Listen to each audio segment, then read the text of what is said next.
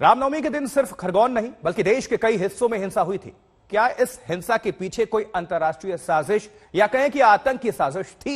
इस सवाल की पड़ताल आज तक संवाददाता अरविंद ओझा ने की। 10 अप्रैल रामनवमी के दिन मध्य प्रदेश का खरगोन, झारखंड का लोहरदगा, बिहार का मुजफ्फरपुर, गुजरात का आणंद और साबरकांठा, इसके अलावा पश्चिम बंगाल के हावड़ा तक हिंसा की तस्वीरें और खबरें आपने देखी सुनी। आज आपको देखना है कि क्या रामनवमी हिंसा के पीछे साजिश है। मेरे मुसलमान भाइयों और विलायत हिंद में बसने वाले मुजाहिद सिपाही। सवाल की वजह नंबर 1, मध्य प्रदेश के खरगोन में हिंसा हुई। गोली तत्कालीन एसपी के पैर में लगी। वो मौके पर मौजूद थे। जख्मी एसपी की आंखों देखी बात को ध्यान से सुनिए। अचानक ही एक तरफ से पत्थर आने शुरू हो गए। जब पत्थर आए तो फिर दूसरे पक्ष ने भी पथराव किया और पुलिस वहां जो भी उपस्थित तत्काल ही मौके को नियंत्रित किया। मौके पर थोड़ी देर में स्थिति समान होने पर जुलूस को पुनः प्रारंभ कर दिया गया था और उससे पीछे की कुछ कॉलोनियों में हिंसा आगजनी की कुछ पथराव की खबरें आने लगी तो पुलिस तो वहां पर जब हम लोग वहां पहुंचे तो फिर पथराव के साथ साथ एक व्यक्ति तलवार लेके जब तेजी से पक्ष की तरफ आया है। खरगोन में रामनवमी के दिन हिंसा होती है। एसपी को गोली लगती है। मौके पर मौजूद रहे एसपी स्थिति सामान्य होने के तुरंत बाद अचानक तलवार, पत्थर और गोली चलाए जाने की बात कहते हैं। तो क्या मध्य प्रदेश के खरगोन में रामनवमी के दिन हुई हिंसा के पीछे कोई साजिश थी? मेरे मुसलमान भाइयों और विलायत हिंद में बसने वाले मुजाहिद सिपाही।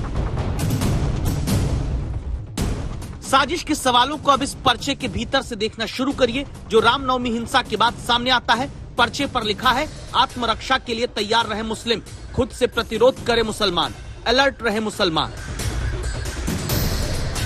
ऐसे पर्चे बांटने के पीछे क्या मकसद है?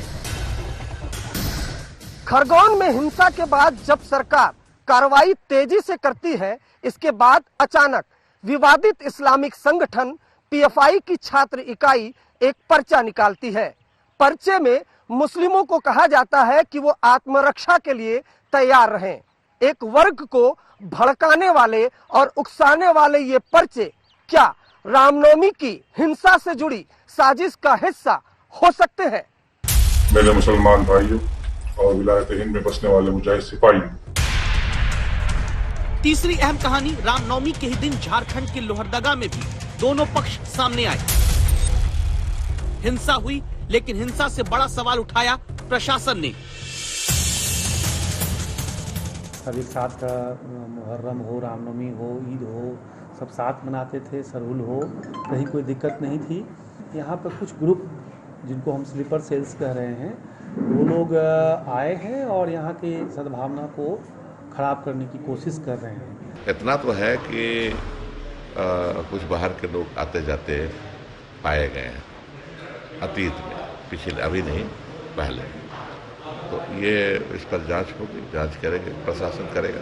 क्या सबूत नंबर 3 यही है जहां झारखंड में दो पक्षों के बीच रामनवमी के दिन हुई हिंसा के पीछे प्रशासन स्लीपर सेल तक की बात कहता है? तो क्या ये एक बड़ी कॉन्स्पिरेसी की दस्तक की तरफ इशारा है, जहां झारखंड में एक मंत्री हिंसा के पीछे बाहरी तत्वों के दिमाग की बात कहते हैं? तो वो बाहरी कौन है? कितने बाहरी हैं? क्या देश के बाहर से रामनवमी के दिन हुई हिंसा की साजिश तो नहीं रची गई? मेरे मुसलमान भाइयों और विलायत हिंद में बसने वाले मुजाहिद सिपाही। रामनवमी के 8 दिन पहले हिंदू नववर्ष की शुरुआत के दिन तारीख 2 अप्रैल थी। राजस्थान के करौली में दो पक्षों में हिंसक झड़प हुई, जिसके बाद एफआईआर लिखी गई। पुलिस की तरफ से ही लिखाई एफआईआर में पुलिस ने कहा कि शोभा यात्रा पर हमले को सुनियोजित साजिश के तहत अंजाम दिया गया। क्या राजस्थान के करौली में साजिश से जो ट्रायल हुआ वो रामनवमी के लिए था? ये हम नहीं कह रहे, ये शंका राज्यों से लेकर देश की तमाम जांच एजेंसियों को भी है। सभी को लगता है कि रामनवमी के दिन देश के 6 राज्यों में हुई हिंसा के पीछे कोई बड़ी साजिश थी।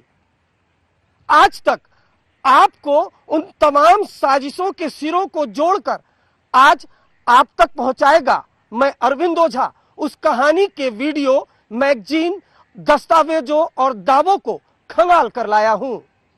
मेरे मुसलमान भाइयों और विलायत हिंद में बसने वाले मुजाहिद सिपाही,